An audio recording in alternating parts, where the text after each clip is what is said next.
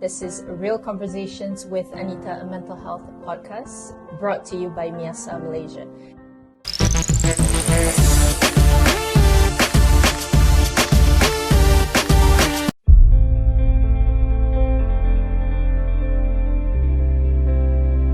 Assalamualaikum guys, it's me Danielle, and today you're with me on the podcast of Real Conversations with Anita. It's with Danielle here today, and thank you so much for joining us. This is my first podcast ever. I have never hosted, and I just feel so privileged because it's with MIASA. It is just a place that I've always wanted to be a part of. So now I'm in this, the society. I feel like one of you guys now. I am so excited because we're gonna start it off with Anita herself. From the President's Desk, the Unspoken Chapters of Puan Anita's Journey. And I don't know about you, but the first time I met her, she has this energy, this commanding, stoic, almost cold energy about her. And it's not bad. I'm just saying, how do you feel when people actually have that kind of, energy about you? But please say hi first. Hi, hello. Diana. Hello. Thank you. No, thank you. A lot of people, it's a very common comment, Right? as a first impression. A lot of people say, macam guru besar, intimidating, people say. And I don't know why, because I'm just being myself. Like sometimes I don't even say anything, and people give that kind of comment. So it's something I'm very used to. But we're gonna break that today, because Yes. if I look at you, I would never have thought you've gone through what you are about to share. Yeah. So this is really even something heavy for me to uncover with you. So just know that I'm with you here, Anita. Okay? Thank you. So you're inspiring. I feel like we need to hold hands. we do. I feel cold for you. Yeah. Thank you so much. I No, think thank you. it's brave of you and your team to come up with this idea of having you at the forefront and being vulnerable first. So your inspiring journey to break through and overcome your anxiety and mental health issues to create a support system for others struggling with similar issues is something that even inspired me many years ago.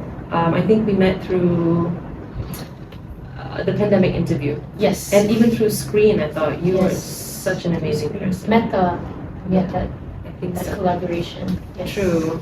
So MIASA Malaysia is now not only widely known in Malaysia and internationally, but most importantly, it has helped and inspired many. Alhamdulillah. Yes, including myself. Alhamdulillah. Thank you. So seeing you today, Anita, I am also curious about your childhood to understand what young Anita's life was like. My early childhood, as I remember it, was a very memorable, happy, enjoyable time. Very early in my childhood. I grew up in Milan. I had a lot of fun with, especially, during the weekends, we would go to the park. I have an older brother, so it was just two of us for a long time. And with my parents, so during the weekends, we'd go to the park, cycling, etc. So that was something that I enjoyed doing a lot. So we spent a lot of quality time as a family. And during, our birthdays, my mom would bake a cake, and just four of us, because we were really far away from everyone. Was your right? mom She was a housewife. She was a housewife. She was a Amazing. housewife, yeah. So she took care of us. That was probably the most happiest that I've been. Very happy, tak ada gaduh, nothing pelik-pelik happened. So I know we spoke earlier and you said you moved back to KL when you were about 7. Yeah, So Penang Penang. first. So what was the point where you felt, did you feel different? Was there a life event that suddenly made you feel like, oh, wait a minute, it jolted you up from this sort of fairy tale childhood? Right. I think it was because I was older. I was trying to adapt because I loved learning something new, and I had to learn it really fast because I went to a national school. Yeah, so that was like a high learning curve.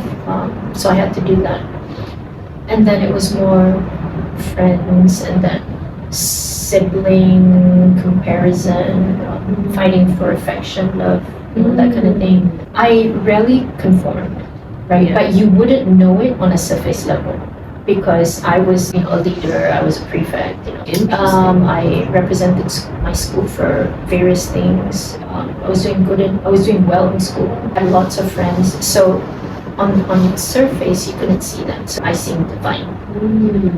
But what happened was I had a lot of conflicting thoughts and also values in the sense where I didn't conform to, when you're in school, you have these groups of friends, right? People that you're close with.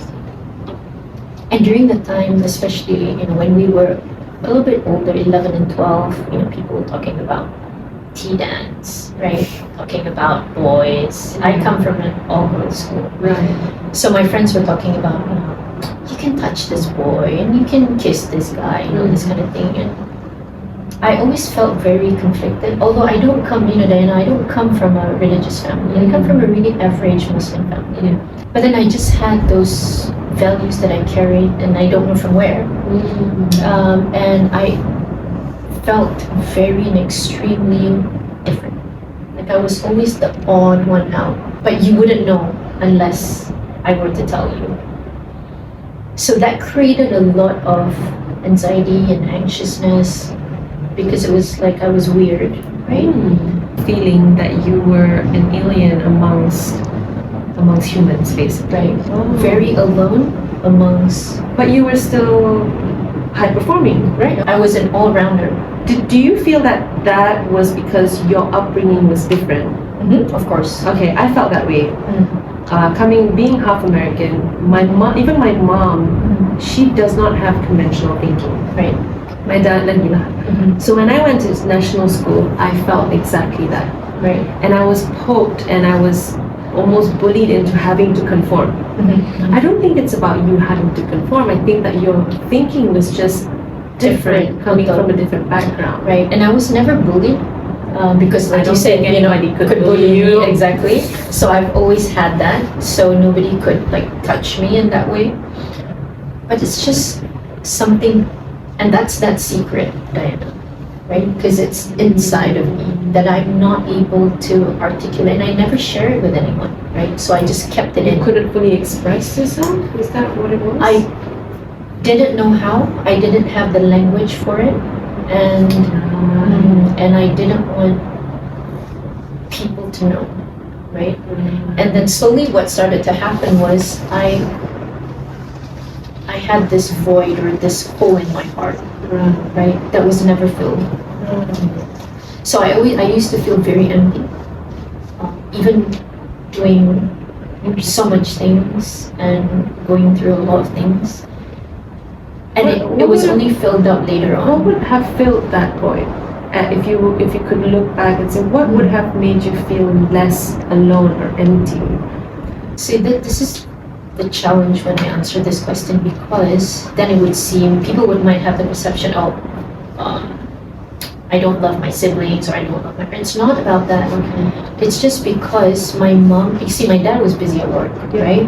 He's a CEO of a huge company, and my mom was a housewife, yes, but at the age of 9, I had a new sibling, which I prayed every day for. And then I had another one soon after. So my mom had to pay a lot of attention to them, right? So I felt unseen and unheard in that sense, right? But I was always that child that was there, present for them. You know what I mean? I understand. Interesting. And then my brother he chose to move to a boarding school. He chose to move to a boarding school. So and I wanted to, so I was left alone. But I wanted to as well, because I had stray days as well, so I wanted to go. But my mom and my dad felt that then nobody saw me. How old were you when your brother left the boarding school? 11. So you took the role of the firstborn after he left, because you then had the younger child. You have traits of a firstborn, babe. That's why you thought I was first. Yes. Oh, interesting. So that's why I think because of that I became very responsible, because I was accountable for a lot of things, which I was fine with it. I mean, I didn't feel like it was a burden or anything. It's nothing of that. But that void in me, in my heart, that was something that I carried for a very long time. Is it void of comfort? Comfort, love, a lot of things. Yeah. Nurture. But I only found it when I'm in school, you know what I mean? Because in school, like, I do a lot of things. Right. So I think I try to fill it up through these roles that I have in school. Interesting. And it's also uncomfortable right now as I'm sharing this with you because I've never shared it, to be honest, in my 10 years, you know, going through my mental struggles. But I wanted to share this part because I know a lot of people go through it as a child. Yeah. And so that people can get support and help earlier, right? My mom was high performing, and I felt that with her as well. She was a sibling. She had 9 other siblings. Right. At that time, it was normal. I understand a little bit more about my mom through you. So just these 5 minutes, I will tell you that you have given me a bit more insight about to empathize. You know, others who seem to be high performing, right? Yet at the same time, they're doing it because it's not because they want to do that, but they're filling a void. Right? Interesting. And on top of all of that, I had big questions, right? So my big questions were never answered when I was a child because I didn't really know how to ask those questions, but I always thought about it. You know, for example, where was I before this? What do I do? I mean, why am I here? And then where do I go? Existential crisis and questions, right? And I was like, where do I go after this? So if I die, what happens? You know? So all these huge questions. How old were you when you had these questions? The first time I had these were 9, 10 years old. You were mature really fast. Yeah, but I didn't know then. I mean, I didn't know during the time. Interesting. Yeah. Okay, so I mean, how does all of this make you who you are today? Just to wrap up the childhood section of all the things that you have gone through, which was the start of, I think, many other dominoes after that. To be a better mom, right? To support my kids better and to hold safe spaces for them. I think just to be present in whatever ways, especially when they're going through challenges and difficulties that I hope, which they do, that they come to me and they struggle with anything. Because if they come to you for the little things, then they will come to you for the bigger things. Absolutely. So that's what I hope for. That's how it has, I guess, translated to who I am today.